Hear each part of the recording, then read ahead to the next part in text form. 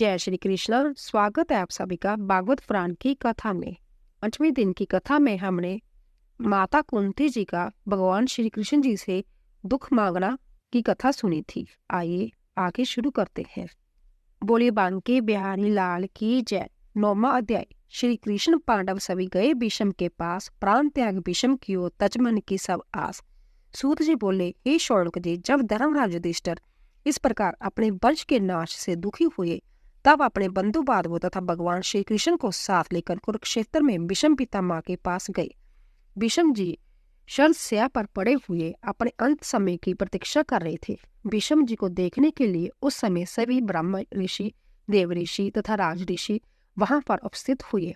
नारद जी, दौम्य, पर्वत मुनि, वेद व्यास जी, वृद्ध सब, वरदराज वशिष्ठ, परशुराम जी, गौतम, अत्रि, सुदर्शन, काशीवार, विश्वामित्र, श्री सुखदेव जी, कच्छप, अंगिरा आदि समस्त ब्रह्मागणी मुनिगण उन वर्तमान श्रोमणी भीष्म पितामह जी के दर्शनों के लिए कुरुक्षेत्र में पधारे।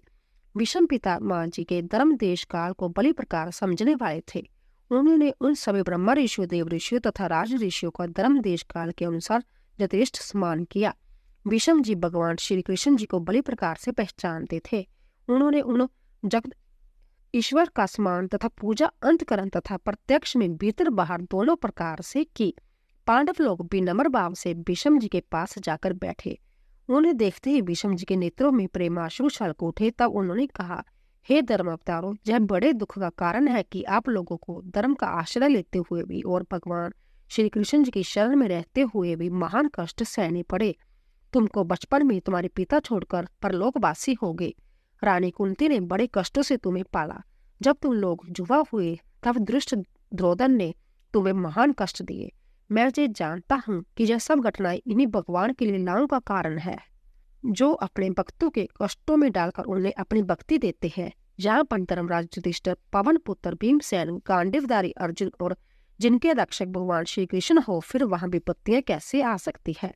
किंतु इन भगवान श्री कृष्ण चंद्र के लीलाओं को कोई नहीं जान सकता। इस बात का पता बड़े बड़े ब्रह्मज्ञानी भी नहीं लगा सकते। हे धर्मराज, भीष्म की संपूर्ण घटनाएं ईश्वर अधीन है। अंत्य संपूर्ण शोक और वेदना को त्याग कर इस निर्ही प्रजा का पालन करो और सदा भगवान श्री कृष्ण की शरण में रहो। जय श्री कृष्ण चंद्र सर्वशक्तिमान साक्षात ईश्वर है। जय अपनी माया से हम सबको मोहित करके यदुवंश में अवतार लियो है। इस गुण तत्व को भगवान शंकर, देव ऋषि नारद और भगवान कपिल भी जानते हैं।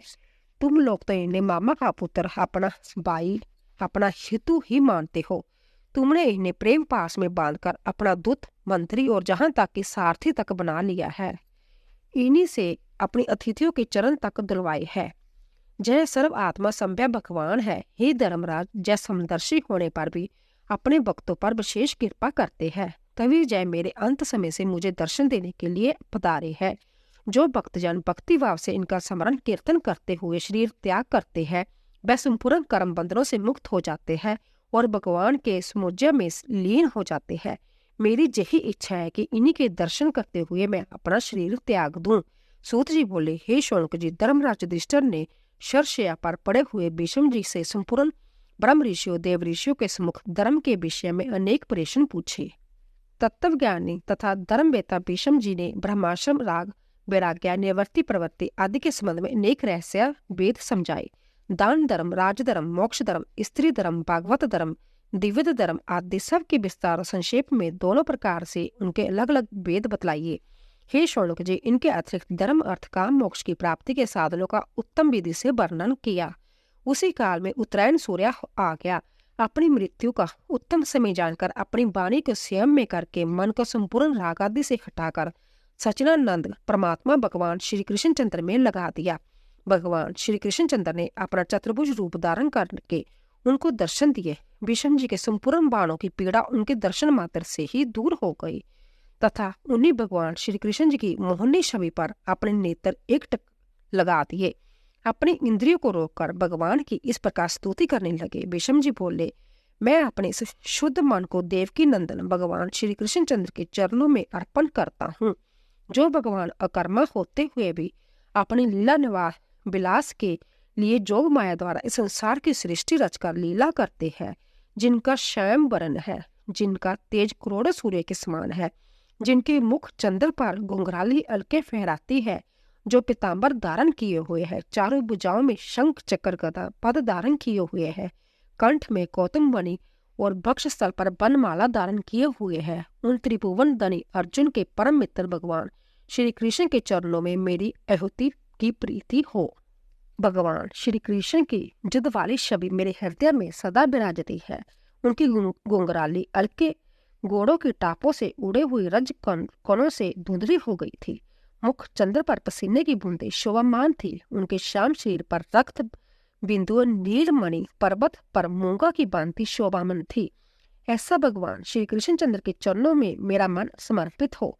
जो भगवान श्री कृष्ण अर्जुन के कहने पर तत्काल अपना रथ कौरव पांडव दोनों सेनाओं के मध्य में ले आए और अपनी दृष्टि मात्र से कौरवों की आजू छीन करके पांडवों को अवैध दान दिया।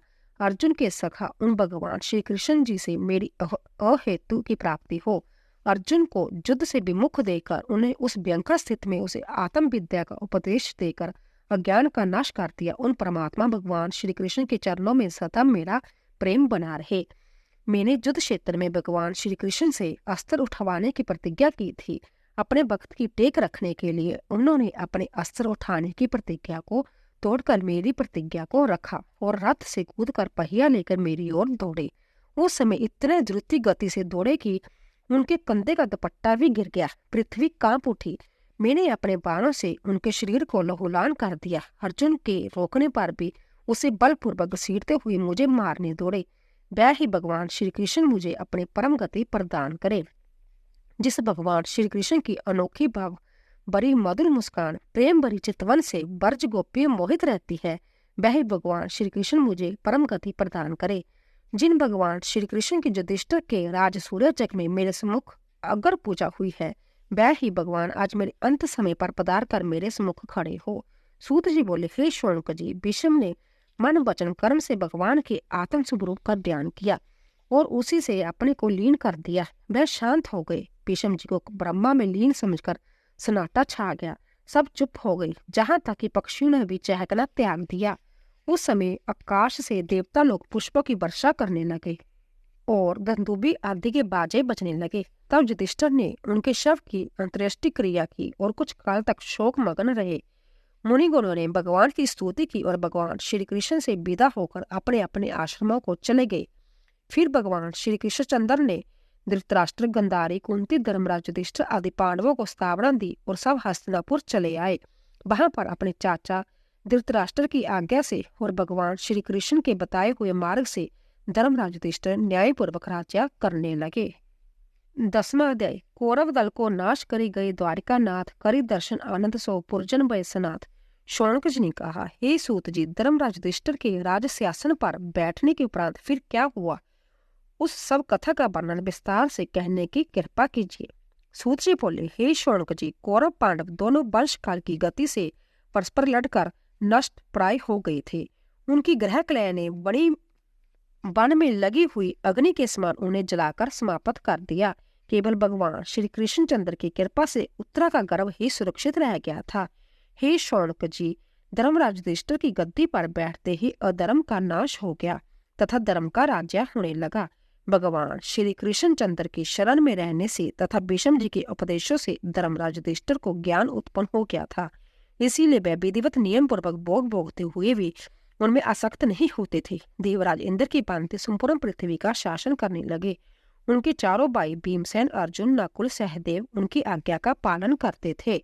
उनके राज्य में यथा समय वृष्टि होती थी। पृथ्वी और बृहत ही सदा अन्न फल समुचित मात्रा में अधिक उत्पन्न करती थी। रत्नों से भरपूर थी। बड़े बड़े थनों वाली गायें सदा पर्याप्त मात्रा में दूध देती थी। अकाल का कहीं नाम नहीं था। प्रजा सुखी थी। ब्रह्मवता ब्राह्मण तथा स्नातक जग जोग आदि अपने कर्मों को नित्य नियम पूर्वक करते थे। प्रजा वर्ण आश्रमों के अनुकूल धर्म का आचरण करती थी। पर्वत, वन, लता, बेले सर्वदा हरी भरी पुष्पों तथा फलों से लदी रहती थी। संपूर्ण प्राणी दैविक, भौतिक तथा आत्मिक ताप से मुक्त थे। भगवान श्री कृष्णचंद्र जी ने अपने प्रिय बंधुओं तथा बहन सुभद्रा की प्रसन्नता हेतु कई मास तक हस्तिनापुर रहकर उनकी शोक जनित ताप को दूर करते रहे। एक दिन फिर उन्होंने द्वारका जाने की अनुमति धर्मराज युधिष्ठिर से मांगी। धर्मराज ने बड़े प्रेम पूर्वक कंठ से लगाते हुए उन्हें द्वारका जाने की आज्ञा दे दी। भगवान श्री कृष्णचंद्र सबको प्रसन्न करते हुए वृद्धजनों से विदा लेकर रथ पर चढ़े। समान अवस्था वाले से मिले तथा छोटी अवस्था वालों ने उनके चरण छूकर प्रणाम किया। उसी क्षण कृपाचार्य, धृतराष्ट्र, गांधारी, कुंती, द्रौपदी, धर्मराज, युधिष्ठिर, भीमसेन, अर्जुन, नकुल, सहदेव, उत्तरा, गुरु दौम्या तथा वेद व्यास जी तथा माता सत्यवती आदि सब भगवान के प्रेम में मगन होकर कुछ काल के लिए मोहयुक्त होकर प्रेम अश्रु बहाने लगे। सभी नर नारियां भगवान के वियोग से बेचैन हो उठे, किंतु अब शुकन के बेया से नेत्रों के अश्रु जहां तक तहां के दाम कर आंतरिक दुख अनुभव करने लगे। वह पांडव जो नित्य भगवान श्री कृष्णचंद्र जी के साथ खाते पीते, सोते जागते, उड़ते बैठते, स्पर्श करते तथा वार्तालाप करते थे, उनके हृदय की दशा का तो कहना ही क्या है। वह ब्रह्मकुल होकर उनके जाने की तैयारी करने लगे। भगवान श्री कृष्णचंद्र जी की विदाई के समय अनेक प्रकार के मृदंग, ढोलक, नगाड़े, घंटा, शंख, झालर बजने लगे। उनके प्रिय सखा अर्जुन ने मोतियों की झालरों के से युक्त श्वेत छत्र भगवान के ऊपर लगाया। उद्धव तथा सात्विक उत्तम चंचल डुलाने लगे। नगर की नारियां अपनी अपनी अटकाओं से झांक कर भगवान के दर्शन करने लगी। आकाश से पुष्पों की वर्षा होने लगी। ब्राह्मण उच्च स्वर से भगवान को आशीर्वाद देने लगे।